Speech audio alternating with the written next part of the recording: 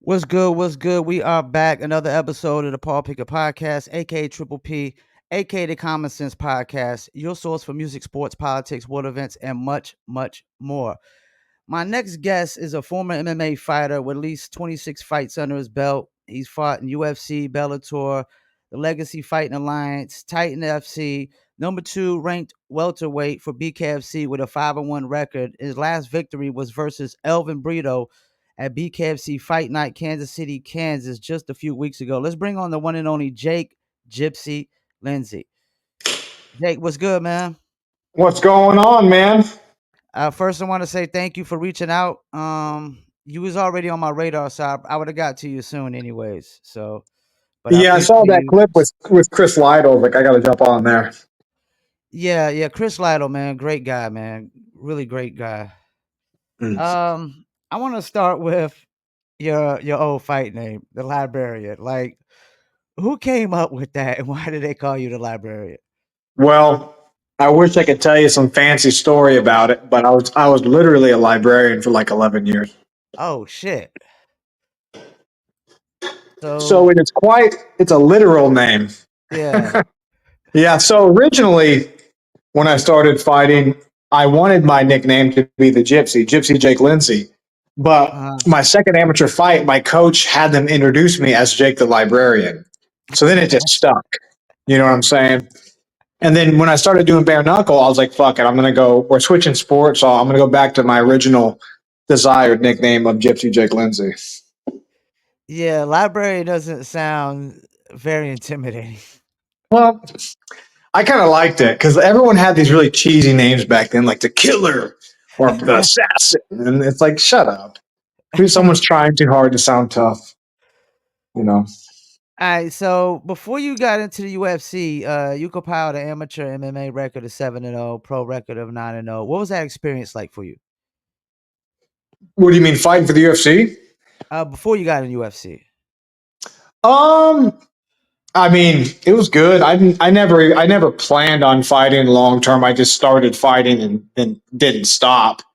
Um, it was good, man. It was good. About the time when I was like 7-0 ish as a pro, I was insanely burned out because I went hard. Because I'd been training myself for years before I found a gym.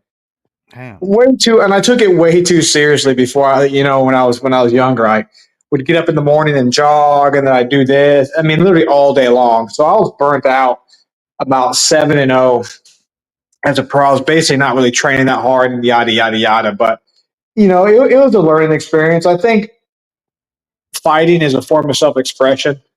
So I think you learn a little bit about yourself every fight. So I was growing up as I started fighting. I was like 18. So I was it was an overall positive experience, I'd say. Now, did any of that burnout carry over into the UFC? Oh, absolutely. So essentially, my first UFC fight, they had called me and I had like 2 weeks' notice, and I was fat. I hadn't been training. I was really not motivated. And if I was smarter, I would have been like, take the fight and then be like, oh, I mean, get fake injured, right? So then, like, I get the contract, but no, you know what I'm saying? Knowing I wouldn't be able to make the weight and be in good shape. And then that way I could roll into a full camp. So I fought John Tuck, I think his name was. 2 weeks notice. And this guy had a full camp. My first time fighting that elevation, had to lose like 30 pounds. It was brutal.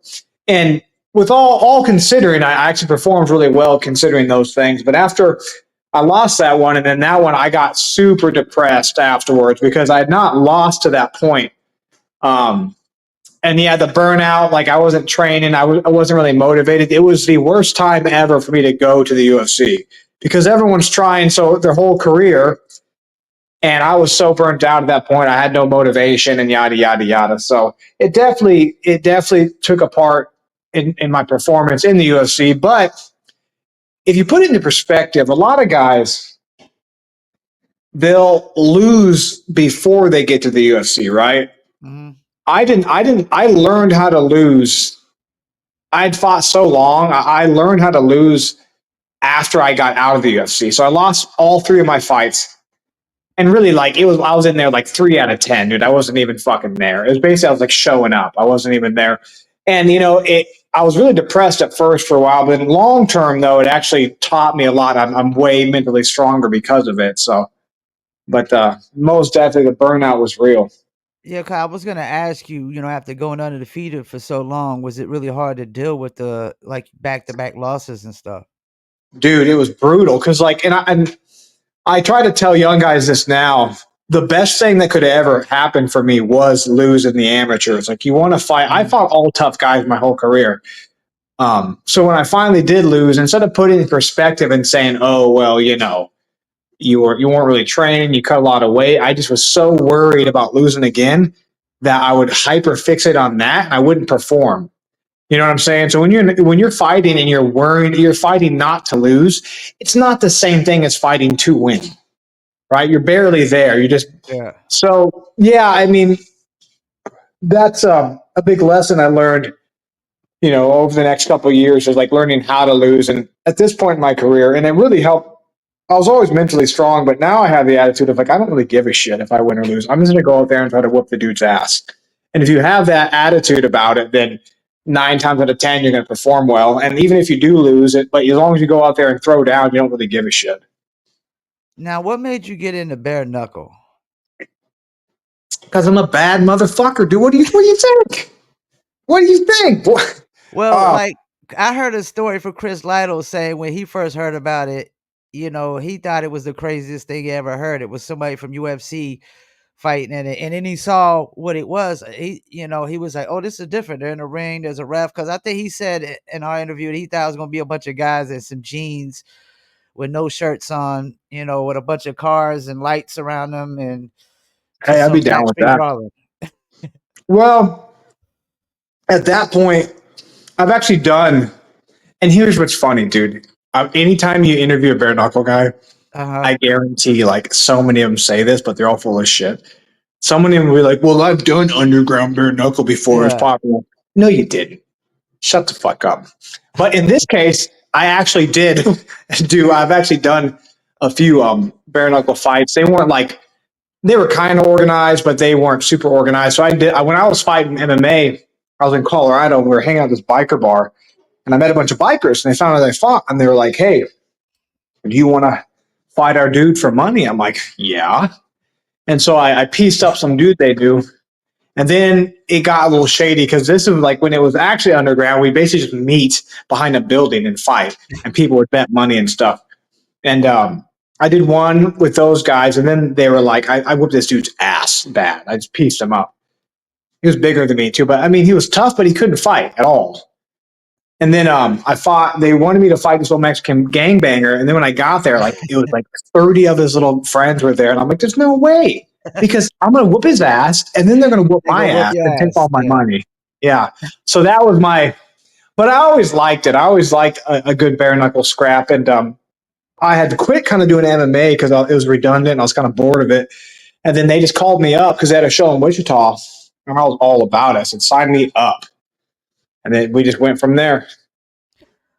So I want to ask you about the Gertz fight, which after watching that again, I mean, you were extremely classy at the end, man. Like the doctor definitely called that too early, right? I don't fucking know. I mean, maybe but like, if you consider, I wouldn't have stopped it if I was a Yeah. doctor. I wish they wouldn't have stopped it, but The I mean, fans definitely didn't like it. well, of course they're going to throw a fit about it. They're their hometown guy, and yeah, Yeah. I kind of gave him too much credit. I should have been like, dude, quit your fucking whining, because like I wanted to be classy in the cage and be like, look, he's a warrior. Give him his respect. He Yeah. got in there. But you have to respect everyone.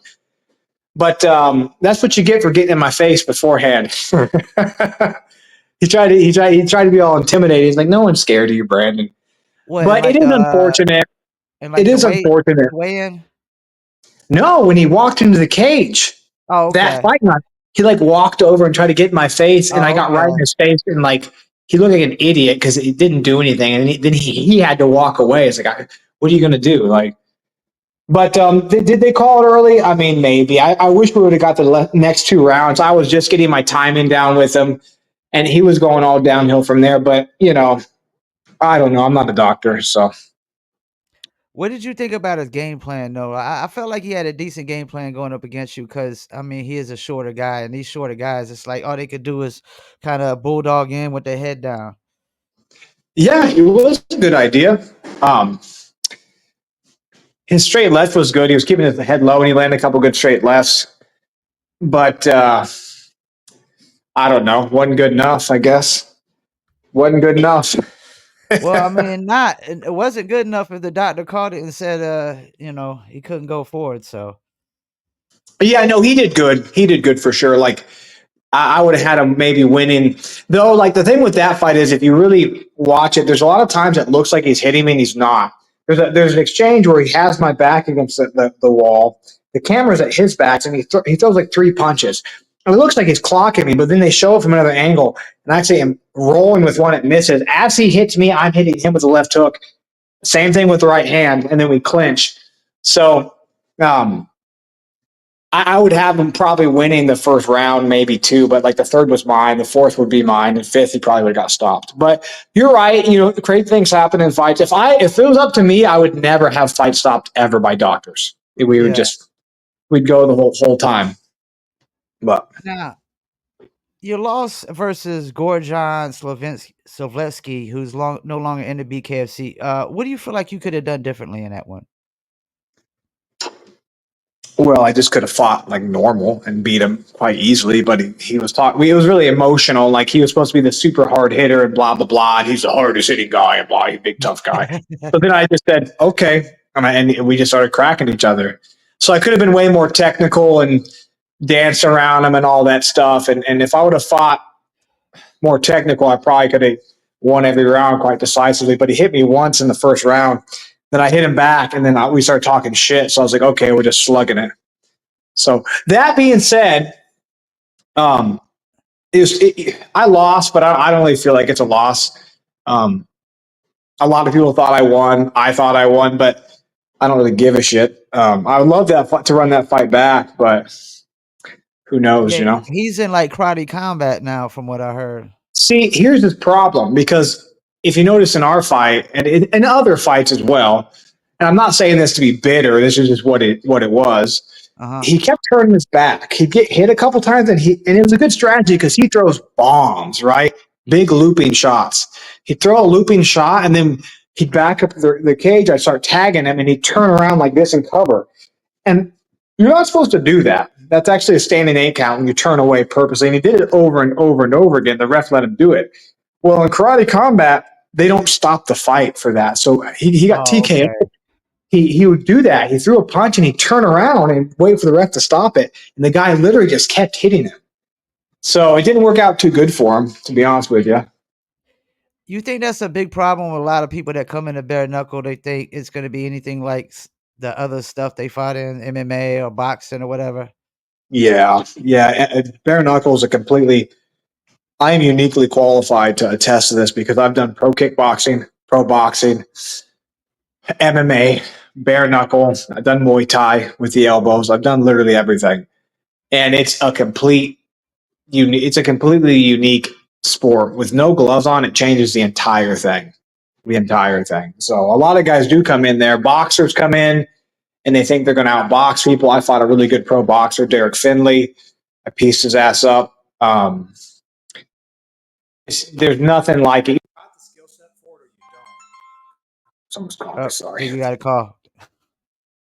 Yeah. So now, what is your mindset like when you the first person to get knocked down in a match? Like, what's the I'm the thought first one to get process? knocked down? Yeah, like what's the thought process right after that?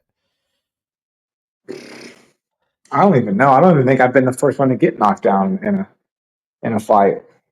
Actually, that's not true. There's a couple times I've been. There's a time. I'll tell you a story. There's one time I got fucking put down. First punch the guy threw, smoked me with a straight left. Whap, put me down, and I shot for a takedown, and I'm on his leg, and like there's blood gushing out of my mouth. And the mindset you want to have is you want to recover, but also I was like, okay, motherfucker, like you're not going to whoop my ass in front of my friends, right? You're not going to whoop my ass. So the first thing you should think is like you should want to get it back. You should want to be like, okay, let's go. Like right now we're going. What you don't want to do is start panicking because I can tell you in fights. So when I told you earlier, there were times I was fighting not to lose because I was so worried about losing after my first loss. Like, fuck, I don't want to lose again. When I would get hit or if I was in trouble in that period of time, I would start to panic in my brain. And then you start thinking, oh shit, I'm losing. Oh shit, I'm losing. And it's a bad spiral, right? But when you're not, when you're in a more, when you're in that normal fight mindset, the way where you want to be at, you just are constantly think, okay, go here, do this, defend your neck, move your head, put your hands up. And then once you recover, you get mad, you go, okay, it's fucking, you want to get it back. And that's what you want, man. Like now, that's how I've been.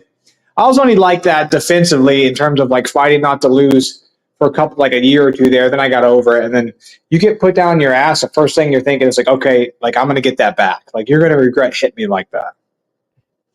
All right, so you fought at BKFC Kansas City, being as your home state, and that was the first time in Kansas, if I'm not mistaken. What was that feeling like?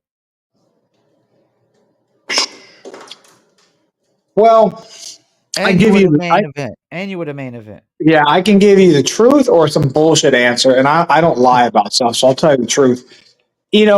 I honestly, now after the fight, I'm really happy about it. But during, like, right before, the fight was literally the last thing on my mind. I had been going through about 2 or 3 weeks before. I had a really bad separation with my ex, and we had a custody Yeah. battle going on. I couldn't see my son at all, so I wasn't thinking about it being in Kansas. I was thinking about anything. And then Mhm. once we got to the venue, I wasn't even really thinking about the fight up until fight night. Once we got there, though, it was just like, man, it's like I'm not letting anything, nothing's going to stop me from winning, right? Nothing. I don't care how Right. much drama I have in my life. If I'm sad, if I have all these regrets, and blah blah blah blah blah. I just wiped my mind clean and went out there and just did what I had to do.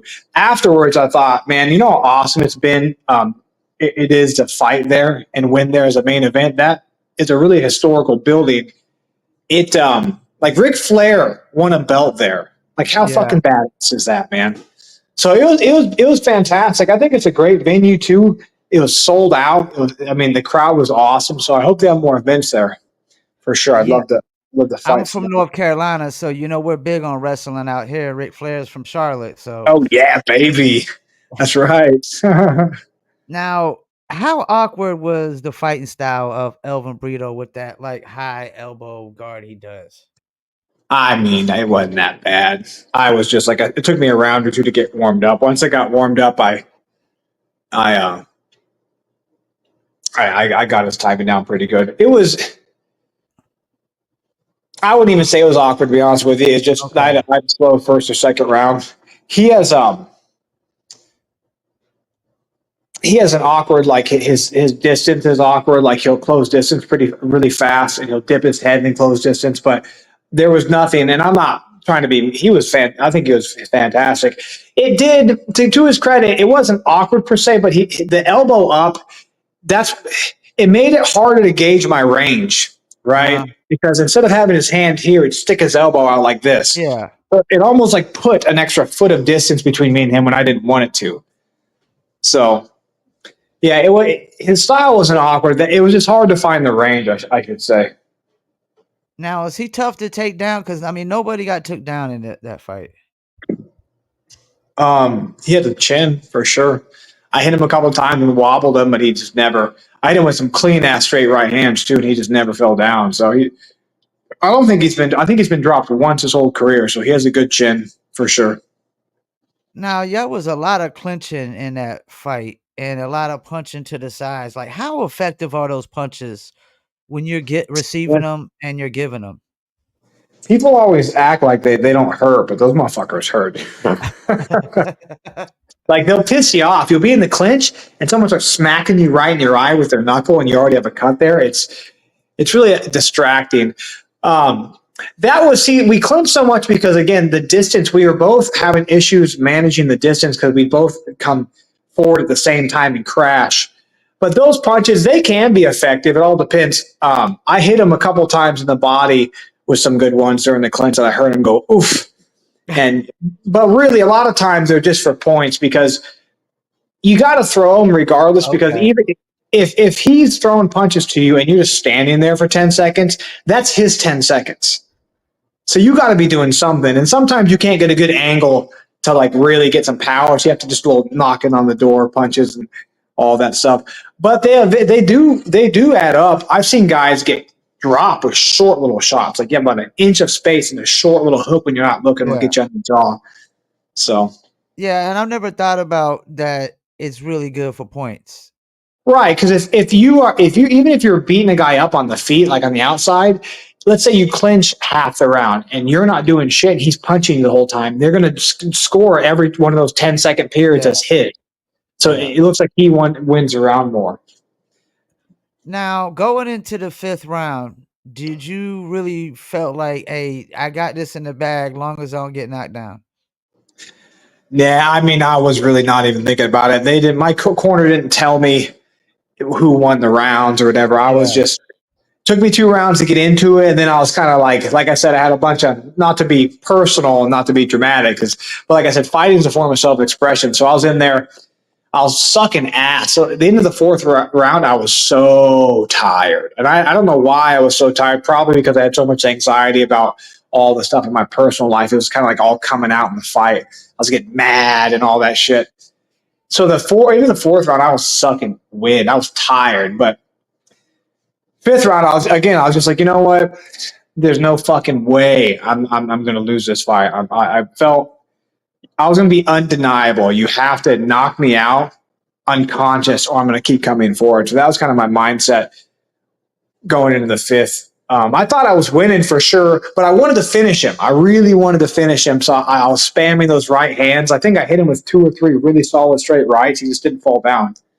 So yeah, you could definitely tell towards the end y'all were extremely tired, and I think that's something that these newcomers fail to realize about bare knuckle is their cardio has to be top notch.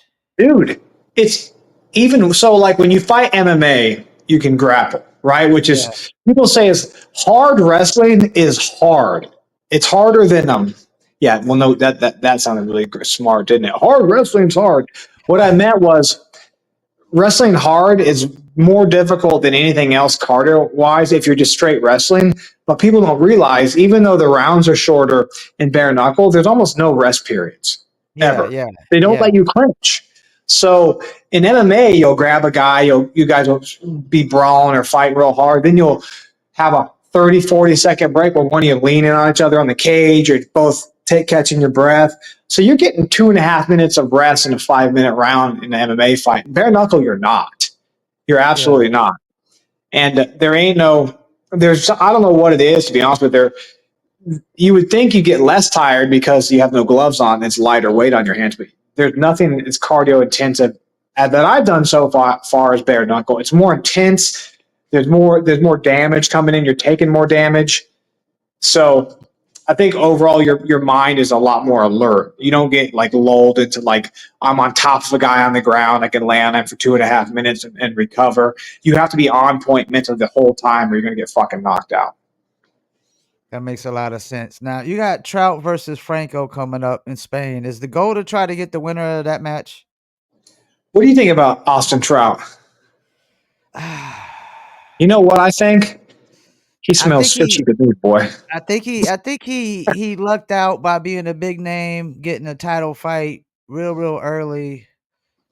That he probably I don't know that he necessarily deserved it. I mean, just because he was a big name. I mean, I know how BKFC is with these big names and stuff, you know. Yeah, he absolutely didn't deserve it at all. He fought Diego Sanchez, and then he fought Palomino for the belt. But I guess they have to make money. What I think about Austin Trout and that fight, to be honest with you, I don't give a shit about the title. And I'm not just saying that to sound cool, because here's the problem with fighting for the belt. It's great, but let's say they told me tomorrow, hey, you're guaranteed the winner. Okay. Okay. that means I'm sitting for at least a year. Yeah, like a lot of times they'll shelve guys. Yeah. They'll say, if you want the guaranteed title shot, you're going to have to wait. Do I want to wait 6, 7, 8, 9 months? Not really. And is the money going to be, you get a little bit more for title fight, but is the money going to be that much better than fighting Wait, another guy? yeah. Like, you see what I'm saying? Plus, I want to get married. I have like a 2 year time limit on getting married. So like, I'm focused on. I love kids and I want a big family. So I got some kids now. So I gave myself a time limit. I'm 38 now. I want to be married by 40, and like I want to have more kids on the way. So I'm kind of focusing on that aspect of my life now. That being said, I would fight literally anyone ever at any time. Doesn't matter. I So would I'm like. guessing what makes more sense is maybe a Bryce Henry match or something. Oh, who's that again? Is that the YouTuber? Or how about Carlos Trinidad Snake? Dude, that's my boy. I'd fight him. We were But supposed to y'all fight before. teammates. Okay, y'all No, teammates? we're not teammates. I've Okay. known him for a long time. I'll fight. I wanted to fight Joel Moore. That's a good fight. I've always wanted. That'd be fun. Um, I'll fight anybody. I don't have anyone in mind. I'd like to fight Palomino, but that's not going to happen. I want to fight. You know, I want to fight Eddie Alvarez. Please, for the love of God, someone let me fight Eddie Alvarez. He's fighting. They're having a show in his hometown in December. It's like, come on, Eddie, let me fight you, Eddie. They won't ever let do it because I'm not popular enough. But I think it's a win-win because look, you have Eddie Alvarez. If he beats me, he gets a title fight, right? He's ranked number one, right? And that's a big fight. They can do Austin Trout versus Eddie Alvarez or whatever. That's a big fight. If I beat him, all of a sudden I'm way more popular and I'm more marketable. So it's a win-win. I think I whoop Eddie's ass, and I'm not just saying that. I mean, he's obviously going to punch him in the face too. I think I beat him every round, and I think I finished him third, fourth, fifth round. That's how I feel about it. And I not being disrespectful to him, I've been a fan of his for forever. He's been fighting about the same amount of time I have. So I've been watching him fighting Bodog way back in the day. So I've always wanted to fight him. I remember seeing him fight in Bodog, and we were in the same weight class. I was like, man, I want to fight that dude. This was like the And, first time I seen him fight. So and you versus Palomino would be a big match as well. I know his match that he was supposed to have got canceled because of something with the other fighter. really, Yeah. huh? So I don't know, man. Maybe I mean, BKSC need to make that happen. I know Nate's in charge of these putting fights Yeah, together. I know. Maybe I'm a little bit too. I'll jump the gun and I'll start messaging guys and say, "Hey, you want to fight?" And they'll say yes, and I'll like send it to Nate and say, "Hey, make us fight. Like, sign the contract, make it happen." But they have to plan shows and stuff. And I know I can sound critical sometimes of Bare Knuckle, but or BKSC, excuse me. But I mean, I don't know all the inner workings of their business model and all that stuff. But I just want to fight. I mean, use me. I got a good 2 to 3 years left, and then I'm done. And I'm always exciting. I'm all like, why not use me now? Like I said, I want to be married, build a big family. And once I get to that point in my life, I'm shutting everything else out of my life and I'm focusing on my family. I think that's the best thing a man can do is build a fantastic family and have a bunch of kids. So that's my focus. So I have my own business. I have the fighting. The fire, though, I don't know if the fire is going to go away. I actually tried to retire like 7 years ago, but I can't stop wanting to fight. So might as well use me now. I would fight literally every couple months if they let me, but we'll see. Yeah, and I think people do got a right to be critical about some of the matches. Cause I know like Redneck Mundell, Mike Perry should have been happened. That's the fight I keep advocating for, but it's like we're never gonna Right. get it. We're never gonna get it. Well, the thing too is here's the thing. If you care about something, you're obviously going to be critical about it because you want it to do better. So this isn't Yeah, always just me being like, I want more money or I want this or I want that. It's just, I feel like sometimes bare knuckle, they completely ignore the actual guys in the top five in the rankings, right? I They agree. make a I lot of agree. money. So like you have fucking Dave Mundell hasn't fought for how long? What the fuck are we doing? Yeah, it's What's the been over point a of even year. having the belt? And I know they get paid more, but I feel like, in my opinion, if you're a champion in an organization, I don't care if you say you're the best in the world. this is the biggest organization of this, whatever fight, kickboxing, boxing, whatever. Your champion should not have to work, right? I don't even care if it's 100 grand. I can make 100 grand last me. That's a good salary, but I don't think they pay the guys in the top five enough, and I don't think they keep them active because the rankings are the backbone of your organization. I know you got to have Yeah. your money fights, and I would never expect to get paid as much as a big popular YouTube guy or Mike Perry or whatever. But you got to keep them because all the hardcore fans are like, "Hey, I want to see these ranked guys fight. What the hell's going on?" And I mean, that's am I the wrong? thing they're missing. No, you're right. That's the thing. BKFC, I think, is so concerned with building new fan base that they forget about the diehards that they got right now and what they really want. You know who's a And good example? who? Tom Schoaf. So the guy with the he's retired now, but he was like the face, the most recognizable guy that they have. He's got the little mustache, the old Oh, that boxer curled up. brawler guy. Yeah. He fought Palomino, really good fighter. But there's time periods I've trained with him before where he was like inactive for like a year, and then he just wasn't. He partially retired because he just wasn't really happy with the financial aspect of it. And literally everyone, this is when they're building their brand. Everyone I ever met who's talked about Bare Knuckle always talks about that guy. They'd be like, "Oh, the guy with the mustache, the tall guy." I'm like, "Yeah, that was their face." But because he wasn't some fucking YouTuber or some ex UFC guy or whatever, he didn't. It didn't seem like they gave him the love and the promotion that he deserved. And a lot of like the hardcore fans were always. I mean, the guy's been around since day one. They're kind of annoyed with that. So I know you need to build your business with like more people coming in, but you can't neglect that fan base, and you can't neglect the rankings. You got to keep that should be your priority, and then have your like money fights here and there. Yeah, I just interviewed Brandon Allen, and he's going through the same thing. He ain't fought since January of 2023 or July of 2023. And he's like literally the number one ranked guy in his division. It's like, it's crazy. So like, what the fuck? What the fuck are we doing here? You know, like what are we doing? I I don't get know. why like Brandon Lambert, he's very critical about BKFC, and it's mainly like the fights. Like sometimes they got dudes that'll be like 6-0 fighting a guy who's just making a debut. It's like, we know the guy making a Well, debut don't really stand a chance usually. yeah. I mean, I can get it to a degree, but that kind of stuff happens. But you got like the guys in the top five; they should be fighting each other relatively actively. Yeah, I I think. agree. So Now, you when do do you do we politics on your show? I will, but I'll do react videos to politics and whatnot, but like I don't try to bring it into my other businesses. I try Oh, to I keep it just gotcha. And when you totally ever want to talk about yeah, any controversial politics stuff, you get me on here.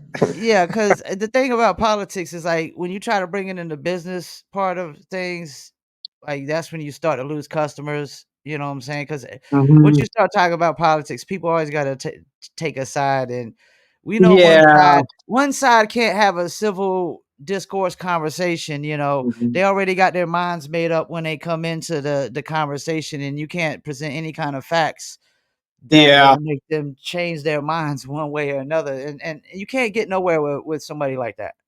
And one thing that's you're absolutely right. I actually had to pull back from that because I am very opinionated. I love talking about politics and I like debating ideas, but not everyone's like that. And I realize you have to be careful, man, because you'll get wrapped up in it and then you'll find yourself mad at something for literally no reason. Like, why does this random person's Facebook post piss me off so much? It's like, well, you're getting a bit too involved there. So I've had to pull back myself. I do enjoy it, but you're right. I have a lot of people who I don't even know personally who think I'm this big evil monster guy. He's such a bad guy and I'm a dick because I just talk about my opinions in an honest way. Um, but yeah, Yeah, and if you're fair enough. actually supporting Trump, you're definitely gonna be called an evil person, anything of that nature. Yeah, it's funny. Back like my second, third bare knuckle fight. They're like, hey, we really want you to get on social media. When people they get to know your personality, they'll like you. Because I'm not really a big social media guy. was like, dude, just let me talk about politics. I'll get you, I'll get you some views. They might not be positive, but I'll get some eyes on me. Don't worry about that. Yeah, and interviewing a lot of these fighters, I realized y'all seem to all be pretty conservative. I think the nature, I think by nature you have to be. So, not to get too into it, but being a fighter is not easy. It's very difficult. You have to sacrifice a lot. And you know, one thing about being a fighter, generally speaking, you have to take ultimate accountability because it's just you. Like, if you lose a That makes a fight, lot of sense. right? You have there ain't no blaming and playing the victim. And typically, one side of the political aisle likes to do that more than the others. They like to look at things in a subjective manner about how it makes them feel versus objectively like what is real and what's not real. So fighting is as real and as raw as it gets. So you go in there by yourself, you leave by yourself, you're in the locker room in the back by yourself, you're training a lot of times by yourself. So you have to take that ultimate accountability. Like if you lose, it's like this was all my fault. I didn't do my shit. Like I have to do better. There is no well. My coach told me the wrong advice and blah blah blah blah. My weight, it's like my weight cut sucked. Yeah, because I was a fat fuck, right? So I think that's Yeah. why most fighters are conservative. They have a more they have a more objective worldview than a lot of people. Speaking of weight cuts, a lot of people really seem to have a negative view on that, like just trying to lose weight because it just seems to drain a lot out of these fighters. Yeah, I got it down pat. Any of you fighters out there, you want to lose weight and weight cut with no issues, just call me. But I think, you know what I don't like about it? So BKFC ain't that bad because you have the 75, 55. It goes 10 pounds at a time. I don't Okay. like MMA when it's like 170 and the guy weighs like 200 pounds in the cage. You know what I'm saying? You're just Yeah. a fucking weight bully. You're just a weight Yeah. bully. I don't like it. I think it's better to have people fight their natural weight classes. Back in I used to watch Pride all the time back in the day, and I liked the Japanese guys because they were always smaller than the American guys because they didn't believe in weight cutting. They thought it was cowardly. And Okay. a lot of times they get beat up because of it, but they'd still go in there and you get some guys who were always smaller and just they fought tough and they would always out cardio the other guy because they didn't cut any weight. Now tonight's fight in Utah, main event. Who you got? Christine Faria or Jad Masan Wang? Uh, well, how do you say the white girl's name? I think it's Jad Masan Or is Wang. it Jade? I always saw. I'm dyslexic, so I saw it. I think it's Jad John. Masan Wang. I'll take Yeah. John. I don't know much about So either you one think of them. she's actually gonna win? If she can work off her jab, yeah, Okay. work off that jab. I don't know who else is fighting. Who's co-main? Co-main, let's Jeremy see. I think Stevens, it's right? I think it's Bobby Taylor and somebody. Yeah, Jeremy Stevens. Let me make sure. Pull up here. My internet is moving slow on me. Yeah, Yes, it's yep. Jeremy Taylor and Stevens. Stevens. Yeah. Yes. And who you got I winning think that? Stevens but he's way younger and I think he's bigger. Other than that, I like to see Bobby win, but I think Stevens will TKO him at some point. Just like Stevens' first fight in the UFC or in BKFC, he was way bigger. He fought a guy up a weight class, the same thing he's doing now. Bobby's coming up a weight class to fight him. So Well, I tell you what, if Jad Masan Wang wins, I think that's going to be big. That's going to be huge. yeah, I don't think nobody's really giving her a chance. I mean, because Christine Ferreira is typically, I think, fights at 145 originally. So, like you were saying before, they kind of come down to this weight classes and they kind of still be bullies because they still got that 145 power, basically. what is this fight at? This at 135? I think so, yeah. Or either Well, that or 125. oh my god, oh, that's brutal. Yeah, I don't know. Let's hope Yeah, I'm I pulling think it's for him. 125 because I just interviewed the Black Widow Borga. They haven't filled in her weight class yet. and Crystal Pittman, who's also on Shift MMA. They haven't filled in their weight classes yet either. So it's just strawweight and the flyweights, which I think the flyweights are 125. I got to get my ex girlfriend in there. She's weighing about 115 right now. She'll piece these girls up. Pow, pow. Put my face, a fake face mask of my face on there, and she'll throw hands at them. And what do you think about the women of BKFC? I generally like their fights because they go the distance usually. I've seen a couple really good ones. I don't honestly watch a lot of fights. Okay. I just don't. Because they're always, like I said, I have kids and I have a business, so they're always on late. I'll catch, I'll watch. I don't watch UFC anymore at all. I'll watch BKFC almost exclusively. I like some of the girl fights, but you are right. The reality is some now women, please don't get all mad at me. Please don't get all fucking mad. Some girls fight tough. There's that one girl, Christy. She's new. She weighs in like the Sub-Zero outfit with the short hair. I like watching her fight. A lot of those girls fight real tough, but some of them aren't the most coordinated and they don't have any real power. So Are you talking about the one that won at the Kansas City fight? no, I Okay. didn't even watch that one. Now she was tough. Charlene, something Gellner. I think her name was Charlene Gellner. She was pretty tough. Yeah. Hey man, if anybody, I'm an equal opportunist. If women want to fight, feel free. You know what I don't like though? I don't like any of this transgender dudes fighting women bullshit. I'm not about that at Oh all. yeah, yeah. Even Christine Faria spoke up on that on social media. She wasn't even down Oh, with that. shit. Yeah. Yeah. Now, when do you think we can expect your next fight? Fucking tonight, maybe. I don't know. We'll see what happens. Is any I chance hope. you get on the Denver card? No way. There's no No way. way. It's too I soon. mean, I would do it. They wouldn't. They wouldn't do it. There's no one. They Who are they wouldn't going do to it. mess with? Right. I'm going to Yeah. be there though in person watching. I have a buddy who might be fighting down there.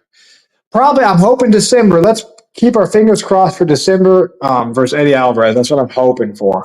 I'm hoping for it. But we'll see. I don't want to. I honestly don't. Like I said, I plan on fighting for 3 more years.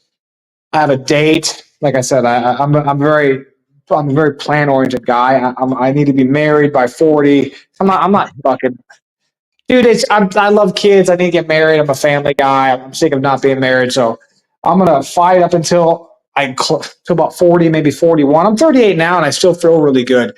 So I got maybe 2, 3 years left in me. Hopefully, if I have a real long layoff, honestly, if I have like a year and a half layoff, I might just say, fuck it, not do it again. Because I'm the type of guy I need to stay active. So hopefully, I like to fight twice a year. Get another one out of the way, then maybe fight for the belt. Hopefully, I want like a big name fight before I retire. Like Eddie Alvarez would be fantastic. What's up, baby? Yeah, give me a second. I'm almost done. So So if you won the belt again, you'll probably just like retire as champ? depends what they're paying me. Yeah. I mean, usually that's the best Money, way to go out as holding the title. yeah, money talks. So, and I just enjoy fighting as well. So there's that aspect. I don't know how I'm gonna deal with it. A lot of fighters deal with issues when they're not fighting or when they retire because they have to find something to fill the void. Where a lot of guys are getting alcohol and drugs and things like that. Or a lot of them end up like spiraling out of control. They go to jail because your brain, a lot of like, especially me, most fighters start when they're real young, like 14, 15, 16, and they are literally training and fighting. They always have a goal or a purpose in mind. And they develop that way their entire lives, right? And then randomly when they retire, and then there's nothing.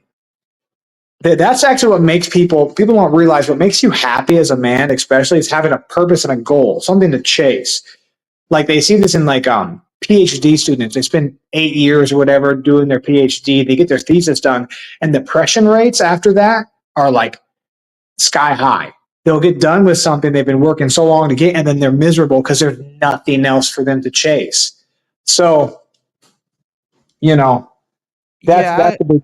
when I interviewed Lido, he was saying that's a big problem with the fighters. Like he was saying he wished more fighters would get into like being refs because a lot of the refs aren't fighters originally, or maybe Yeah, that cutmen or things of that nature, commentary, coaches. for me, I'm telling dudes, and I keep harping on this, but it's so important. It's like, dude, get some fucking kids and have a family because there's literally nothing that even fighting. Like after I won my last fight, the first thing you want to do is go home and celebrate with your family. That's all you want to do. Do anything else, at least for me, it pales in comparison. So like every time I fly overseas to fight, I have a good time, but like the entire time I'm like thinking about I need to get back to the kids. I have all this stuff to do, blah blah blah blah blah.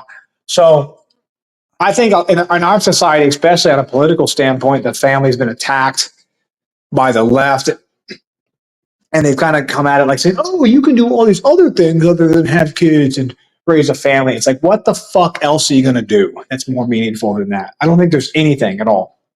So have some babies, boys. Get Yeah, in there. you remind me of my brother-in-law, and you actually kind of look like him. Thinking about it right now, Damn, he's good looking, huh? they got a great family structure over there. I mean, best parents I've ever seen in my entire life is my sister and my brother-in-law. It was crazy as we didn't have the best parents growing up. So it's just like some people just gotta want to be decent, good human beings, and you know, Yeah. I've always had really strong morals and like what in terms of like what was right and wrong. Now I've not always done those. I've been a big piece of shit in my life. I regret a lot of things. But one thing I haven't been done wrong is I haven't been a bad dad. That's one thing I'm really good at. So, you know, I think and there's, a there's a guy who never had no psychologist. father, that's a good thing. Yeah, there's a psychologist that says he doesn't believe you become a man. I can't, Carl Jung, I think you don't become a man until you have kids, and I think that's for the most part true. Not absolutely true, but for the most part, it's true. So. Well, I'm a laws of nature guy, so I believe the male species part of our purpose is to procreate, and you know, Absolutely. And you know what pisses me off in our society now is how like they attack mothers. I heard this girl at the bar the other day call her friend a baby factory and she's like shaming her because she just wants to stay at home with her kids. It's like, look at you. You're 40 and you're at the bar. That's what you do to find meaning. Like having babies and raising your kids for especially for women is like the most sacred thing a woman can do.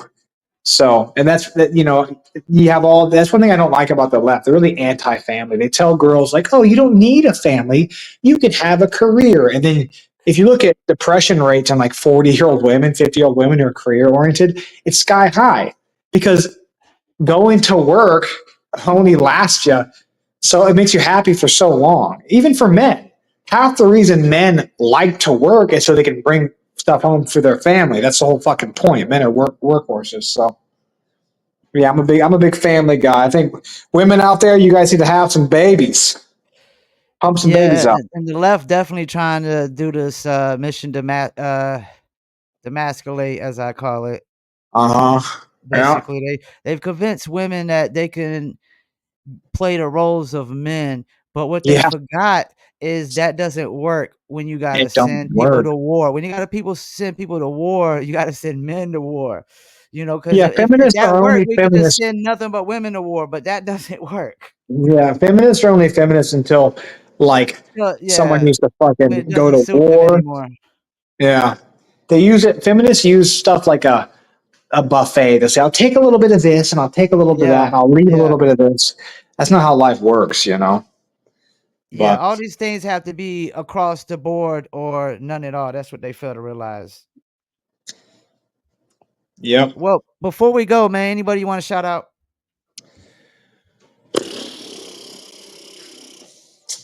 Man, I just appreciate everyone who supports me. I'll give you the standard bullshit. I don't have anyone specifically. My future wife and future kids, I'm coming. I'm coming for you.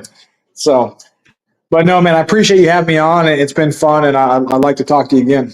Yeah, you a very entertaining guy, man. One of the most entertaining interviews I've had out of all the bare knuckle ones. I will say that. You made me laugh a lot more than a lot of these cats. Some of them could be a little dull.